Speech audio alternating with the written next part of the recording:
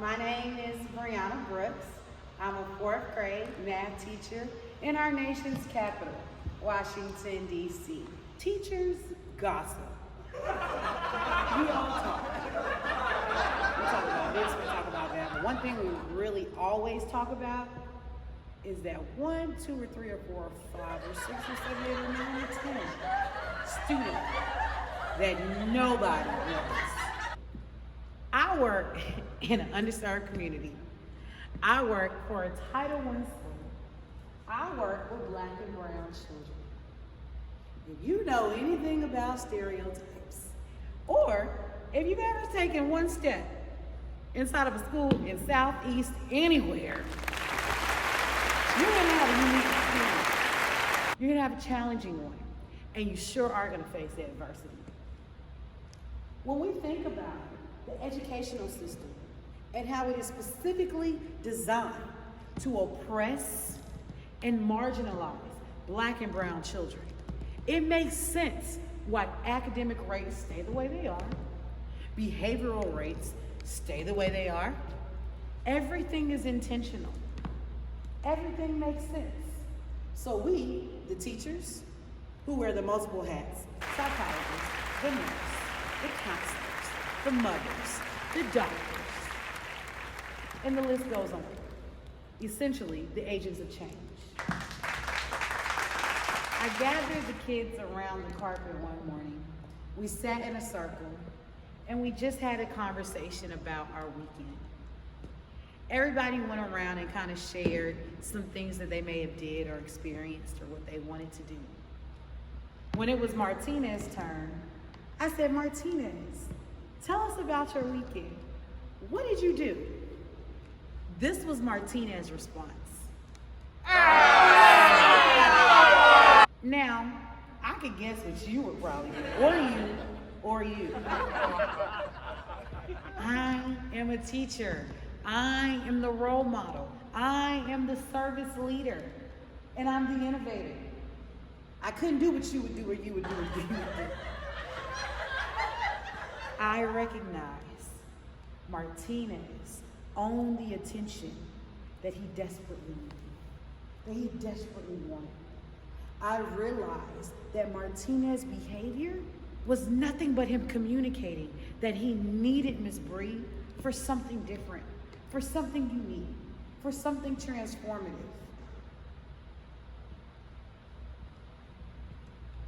I recognized that this meant help me fix my mind, fix my body, fix my soul, and help me, Miss Bree.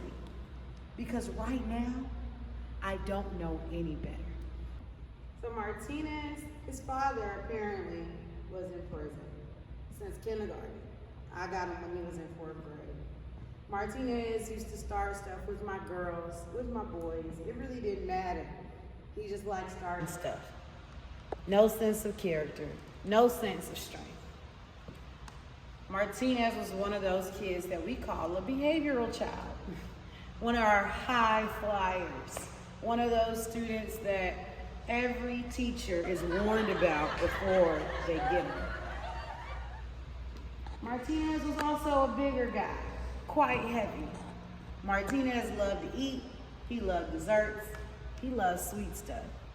No matter what, year after year after year, it was the same thing with Martinez.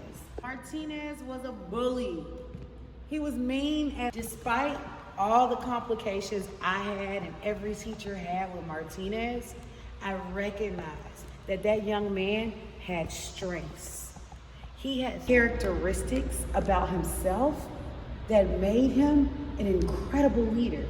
Now, granted, he was leading people to do the wrong things, but he was still leading.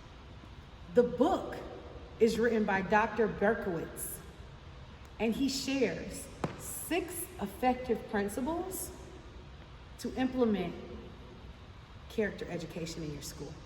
Dr. Berkowitz reminds us the formation of oneself and one's identity is critically important to one's character formation.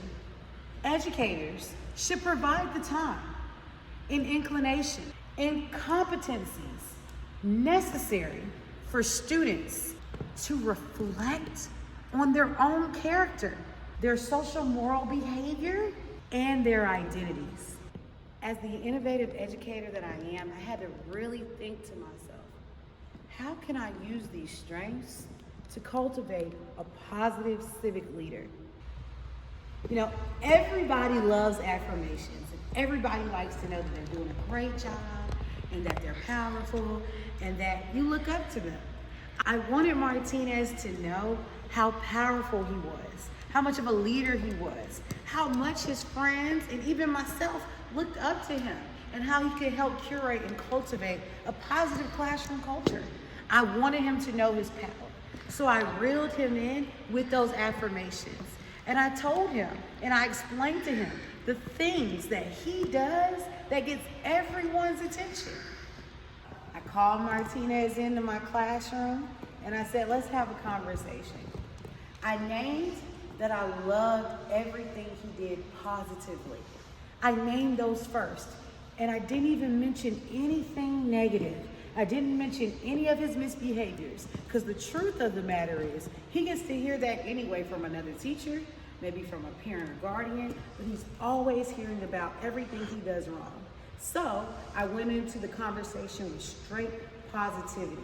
So I sat him down, I said, Martinez, you're an incredible leader. You say something, the kids follow. You do something, the kids follow. You move, they move, just like that.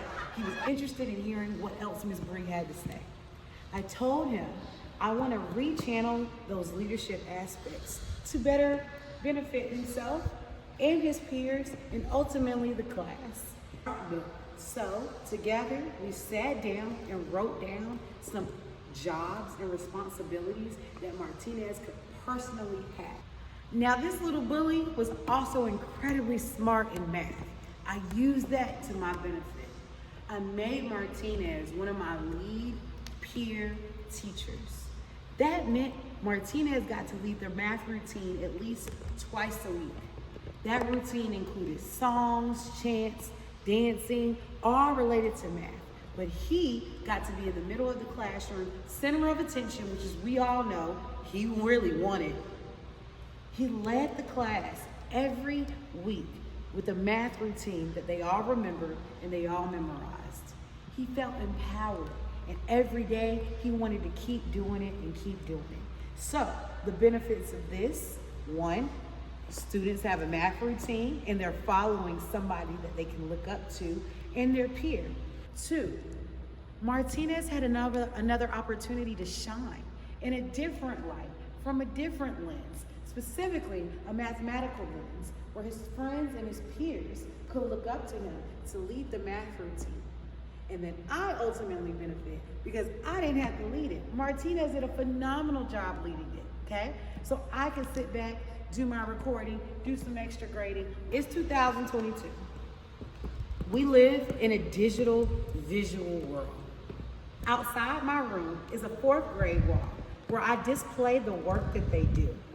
And every day, students alternate, school leaders, student leaders, alternate changing those papers and displaying the work of students who make 100% only.